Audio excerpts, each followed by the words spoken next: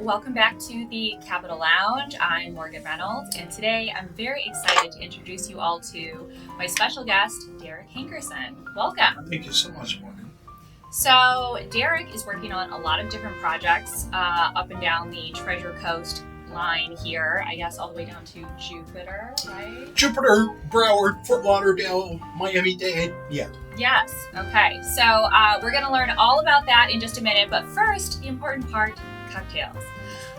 Derek, you and I have talked a little bit about maybe doing a War and Whiskey podcast together. I think that's a great series. I think so too. So today, we're going to do something with a little whiskey.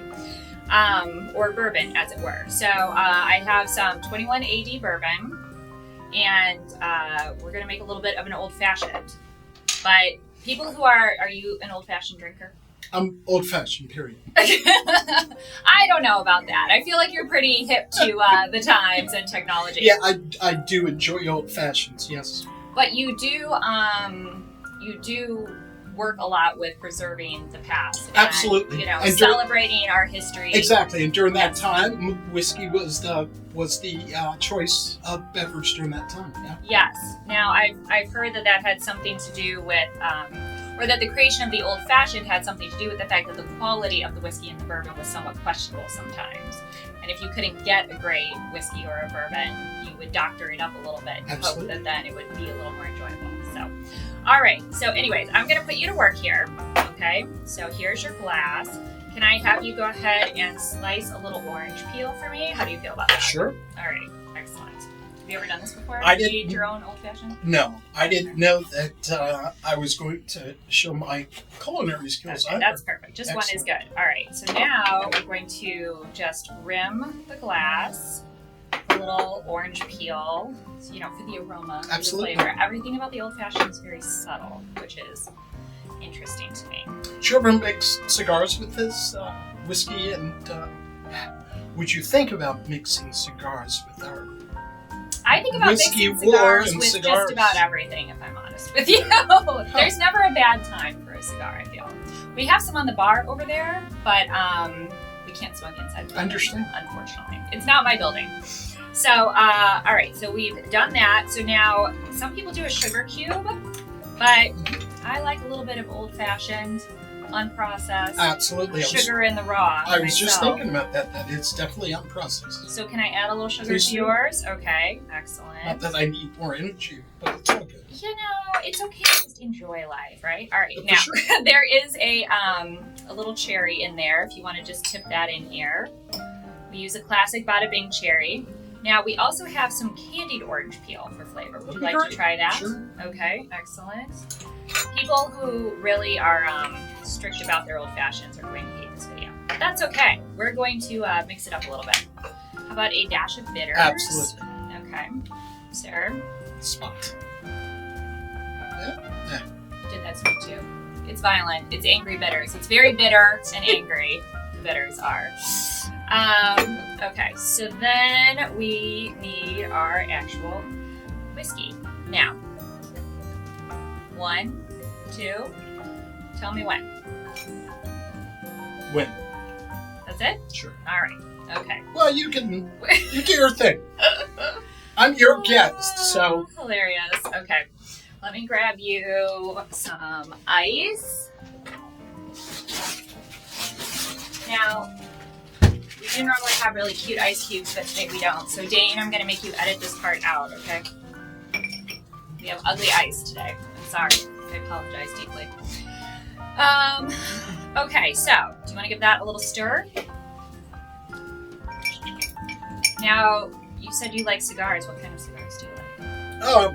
Monte Cristo, Romeo and Juliet, a Chapman. Yeah. Okay. That's all good stuff. It is? Yeah, for sure. Now, this is sure. my favorite part here. Okay, have you ever smoked a drink before? I have once before at the, there's a restaurant in St. Augustine Distillery, I think it is. Okay. Phil McDaniel's. Yeah. I love St. Augustine. It's a, yeah. We're going to talk about that more, for sure, right? Yeah, so do I. Yes. No, I really do. Growing up, my parents dragged me to like every historical, Right. old That's town that had been preserved, and That's they would have us milk cows and dip candles and, do all of the things. So, did you ever go up to Old World, Wisconsin? Yeah, I actually, I was going to talk about it on the show here, but I had lived in Wisconsin. I, of course, native of Chicago, but lived in Muskego. And Muskego was settled by the same natives as Chicago, to include DeSable, who was Haitian, but DeSable married a Potawatomi Native American woman, and his 2 sons served in the American Revolution. Oh, interesting. Yeah, so we're going to talk about that. To include one of my sponsors is Sherry Henry and Tamara Lee, and they own a company out of Wisconsin, and they decided to, like QFC, one of our other sponsors out of South Carolina, to be aligned with us because we were telling these exceptional Native American stories. Wisconsin has 11 federally recognized tribes, North Carolina has 8, and Florida, of course, has 5. Wow. You say, of course, like all of us should know that. We're going to learn a lot today, you guys. I'm very excited. So, all right. Without further ado, this is a oak chips we're going to smoke. What do you think? Sounds good. Yeah? All right. So, for legal reasons, I'm not going to have you hold the torch. Well, I say, of course, because you and I are having this conversation, and your parents were like mine, or mine were like yours. We went everywhere. My dad would always say, "Son, you need to learn. You need to stop clowning around and learn this stuff." Well, it's good. It's good that our parents raised us to appreciate the past and where we come from, because I always say to people, we're all standing on the shoulders of the people who came before. Giants. Yes. Yeah. Standing on the shoulders of giants. All right. So, all right, here we go.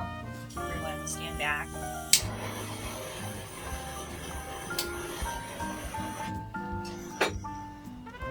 Right. I don't know if you guys can see that at home, but there is some beautiful smoke descending down into our beverage there that's going to make everything taste so many more layers of flavor and complexity type of thing. And history.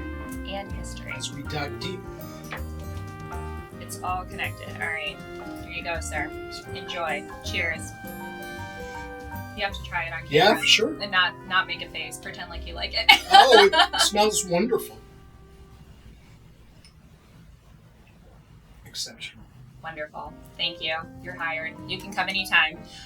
While we're here, though, I think you brought a special friend. I did. Who would like to maybe come in and say hello, who's also been enjoying some bourbon as well. Dwayne McClure is the founder of founding and one of the 3 managing partners of QFC, and I'll let Dwayne introduce himself and talk about why he's here today with reference to education and limestone. Sure.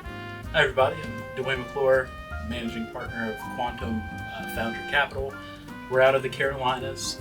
It's really interesting working with Derek. We found that there's a lot of history between the Carolinas and Florida.